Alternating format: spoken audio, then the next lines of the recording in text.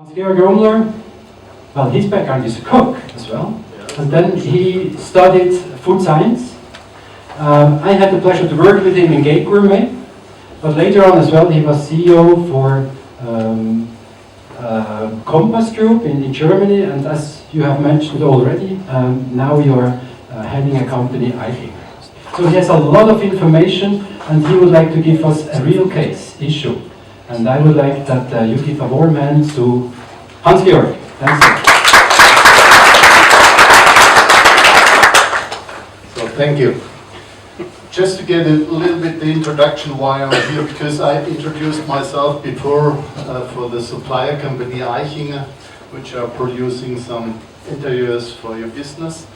But before, I just was really involved in the catering business. I grew up in the restaurant business, just like Georg, in the family business. So I knew it from growing up, from small up, and I was educated after school for chef, and I'm also, in Germany we call it Küchenmeister, and I did studying food nutrition, and I was also, I did my doctor's degree in pharmacology and toxicology. So during that time I was working with Lufthansa and the party service, and so I came to the quality management system from Lufthansa, and I came up to all these items which are, I think, in some places touchy and difficult when it comes to food disease or for any things about allergies or things like that when people are involved. Later on I worked for the Compass Group. I was responsible for Germany and later on also for Austria and Hungary together. So responsible for more than, I think, 16,000 people in these days. Good turnover, a few billions. And then afterwards, and there happen some cases in these days, which I want to show up afterwards, what could happen to everybody in the room, where we often not think about it, or where we are not often prepared about it. And I think after the last session we had with Hazel, I thought I must come up and discuss it with you, because in some points it's vital to be prepared in case of, and how to work with it. You don't have to think every day about it, but I think it could happen every day. So first of all, I just want to show up some items which you should do for your own business, and some, I would say, a line where you have to fix up how to handle it. I hope that you can send all these papers afterwards for the people. So, crisis management. If you get some information about a crisis, sometimes it pops up in a very slow situation that an employee comes up, a supplier, or something comes from the media, or customers, guests, public authorities, associations, or other people. And then, if you get it, you should think about the situation, what could happen to your own company. It could be a really financial damage, but it could be also a damage of reputation, and you have to think about to handle it. And what could it be? It could be something with food scandals, food poisoning, could be also an accident on the job, it could be a fire alarm, bomb scare, thunderstorm, environmental accidents, whatever. It could be a computer system failure. It could be also something about terrorism or sabotage, because you have kicked out some manager. And happen something, change of managing directors could be also a point, and also epidemic and pandemic. You have to get all the facts together and to know how to handle it. I think that's really an issue. And you have to look in your company for somebody who is responsible for that point. If it's a small company, it's the MD or the owner himself, but he has to have also some people beside him, if the case comes, how to handle it. And then you have to get together and to have a meeting. And it looks like a little bit difficult, but it's not so difficult. I have just divided in a way that you have here the quality management, crisis team, operation, and the public and customer. You have to have this in focus when something happens. The quality manager could be also the MD in the small companies, but it could be also a position which you declare sometimes in your company for the operation manager or somebody else who is doing that. And then, of course, you get some information, and then you have to think about who is coming together and to speak together within the company about that case and how to handle that. First of all, you have to prove it. If there is not a big issue and you can think about, okay, somebody says he had food poisoning, but you know from your client that he has been yesterday in some bars and he was a little bit drunken, then it's not a big issue. But if not, then you have to come here.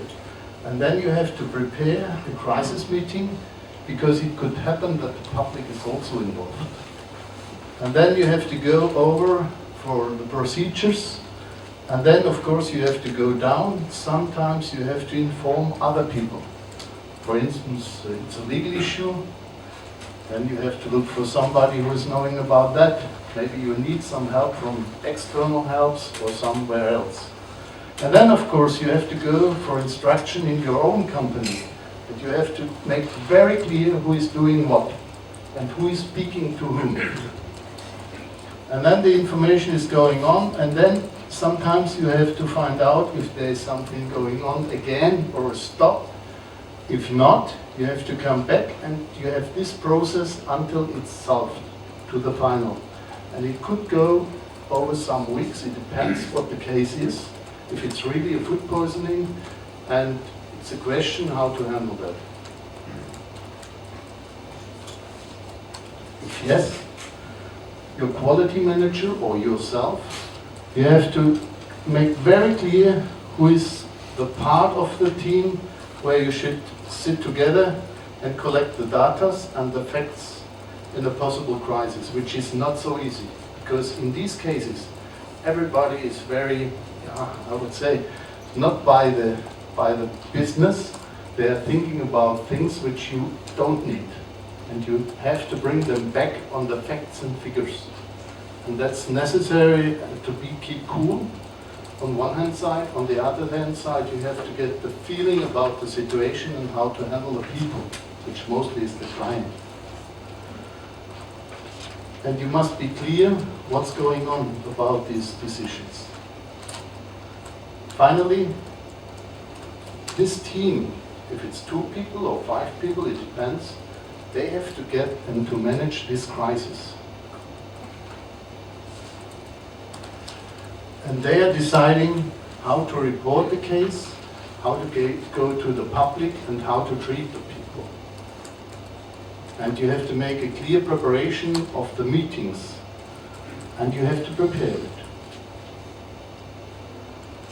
Crisis team, you have to find a conference room where you get the people together. You have to make a clear invitation of the members via phone or mail.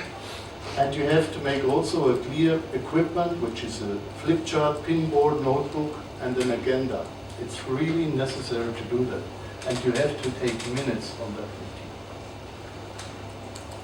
And then, you see, it may be this one, could be 1 or 2 people. It depends on your organization. You have to do it by yourself. Who is responsible for the quality management, about the communication for outside, who is looking for the procurement, purchasing and things like that, finance and law, who is looking for the employee, staffs, controlling, IT, operation and management. But this one, that are the tasks, they stay. It depends not on which size is your company. These are the tasks you have always in.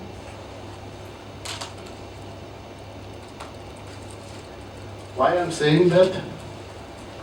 Think about a day just like today. It's June. You have a normal working day and you're a boss of a company. And it's just about lunchtime, and by a sudden a quality manager comes out of the corner, your door is open, he's just looking around and say, hey boss, we have a small difficulty by our client, which is one of our biggest clients. It was the Commerzbank in Frankfurt, turnover 19 million per year, and the client was just going on the bidding. And what you're saying, you say to the quality manager, go downtown and give me a call if there's something really important. It's only 10, 15 minutes away from the office. After 15 minutes, he was calling me and said, boss, come on, you have to come suddenly. It's really a big issue, but leave your car in the garage because the whole city is blocked about this accident. I said, come on, crazy. I would jumped up, went down, took my car, but he was right. And if you know Frankfurt and the city, it was the Taunusbank. I was just jumping through the Commerzbank. And what happened there, and that are the news, and I came in the first step, I just saw all the people, and within seconds, I had round about 10 microphones in front of me, from RTL, from Bild-Zeitung in Germany, newspapers, television, and all these people, and they're asking me, what's about the food poisoning? And I had no clue. So now it's really the point to give the right answer in this situation. First of all, I stopped the discussion and said, you get the information in half an hour from here, and I come back. But first of all, I must have a clear look on it, what happens. And now please show the film.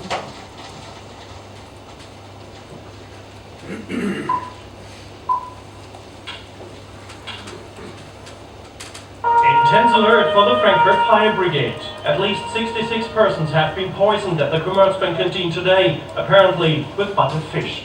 Their symptoms are red skin and heart hurry. At noon, when the first symptoms appear, the situation was dramatic. Immediately, 14 emergency doctors are on the spot and allocate the patients to different hospitals. Later, medication is running out. New supplies are being organized. 3 hours later, the chief of the fire brigade carefully gives all clear. Es gibt zurzeit keine lebensgefährliche Reaktion. We don't have a highly dangerous reaction. Everybody is out of danger. We take precautions. I think that everybody will have recovered after being treated. Wieder gesund werden. Altogether, 31 victims are brought to hospital. Commerzbank boss Müller himself didn't eat any of the tainted fish. He immediately looks after his employees. At the moment, we try hard to help everybody who has eaten fish as soon as possible. That's the most important thing. Later, the restaurant runner has to find out what the cause was. The police and the public health department are investigating now. The first knowledge, buttered fish with lemon sauce, was on the menu of 3 Commerzbank canteens. We ask everybody who has eaten fish at the canteen to call us via emergency call 112. Everybody has to be registered and informed as a precaution. Und zu informieren. First samples of the apparently tainted fish are being sent to labs in Frankfurt and Wiesbaden to find out the reason of the poisoning.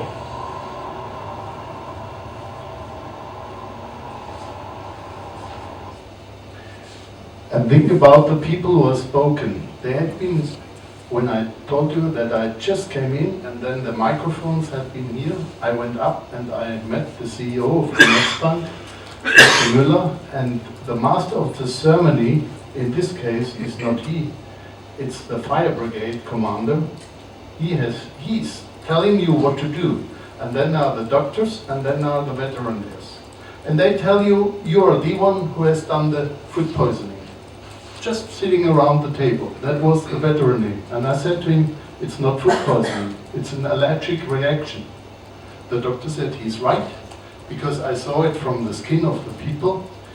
And then the discussion turned, because I said, before you say it's an food poisoning, we have to find out what happens.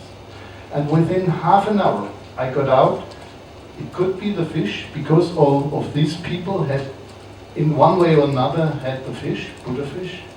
And the big issue for me was, Because you must know, we had in Germany in these days around about 1,000 companies which we served every day.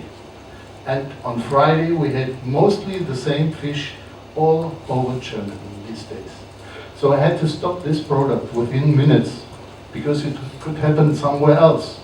And then you need this plan, what I just showed you up before, that you know exactly how to react. And the speech, what they did afterwards, I gave him on the table what they should say. They cannot blame me because they don't know exactly what happens. And even in the laboratory, finally, they didn't find anything.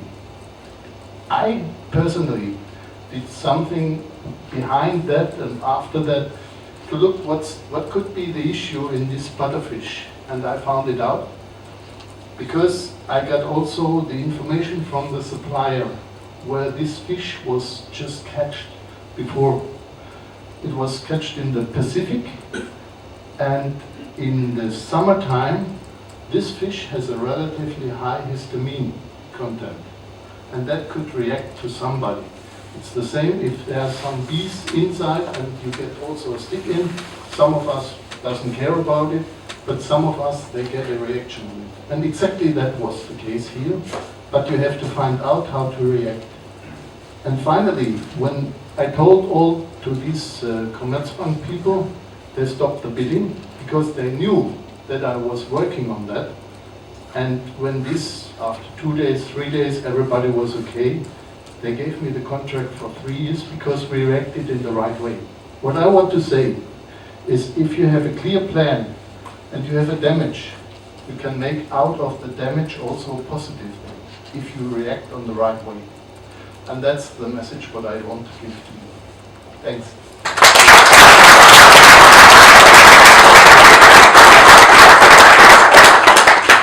Thank you very much, Hans-Georg. I'm sure there are some questions. Everybody's prepared now. Well, I hope it was an eye-opener. I know it was an eye-opener. I know it was an eye-opener. And yes, the slides, they serve you perfect for a guideline, for get prepared on your side. Peter. Just have a comment on that. I guess that was 15 years ago. 10 years ago. There's another factor that would come on top of it nowadays, the social media. That is another, the public media to deal with is very difficult, but then the social media, what people send around to react on that is even more complex and difficult. So the things get even more worse for somebody who is standing on the wall and needs to defend and react in a proper time. Yeah, what I didn't mention, in these days, on that day, it was also some events in the Commerzbank Tower. It's one of the biggest towers in Frankfurt. If you go to Frankfurt, you see it immediately. At the top of the roof, there was a meeting of analysts, around about 100 analysts. And on the other meeting room, it was a meeting of the Olympic Committee under the leading of Mr. Schäuble in these days. I know Schäuble maybe everybody knows now. And so also it was a question if there is a terrorism attack inside. Nobody knew it, because then the media comes up and they are interested in these points. You're absolutely right. And nowadays with the media, it's completely another point in that part. I'd like to share the experience of Traiteur de France regarding crisis management. The association is paying consultancy firm every year. We're paying for specialists of crisis management, and we managed to get all our members have a training about crisis management, and every single one of us has a crisis management book giving us the emergency measures just in case we have a food poisoning or maybe something else. And we have a hotline, 24 hours 7, and we can call because of course since we are a network, we think that one big problem that one member can have can have bad consequences on the others, specifically about the whole image of the network. So we consider this crisis management issue. When the companies have some of these guidelines, this crisis management. Not all. Huh? Think about it. So I think that's especially the point. If you are not prepared in such a case, it could be also an event with a few people and somebody fell down and some of the media are there, and then by a sudden we have a big event out of it. So therefore you must be prepared. Take it in your office that you have just an idea how to handle in emergency cases. What is the number what you call up? Who is somebody who is supporting you in case of some lawyers or some other people which you need in these cases? And you have to make clear guidance to your people who is speaking to whom. Because there should be only one voice to the public in these cases. It could damage the whole company. A hand for Hans-Georg.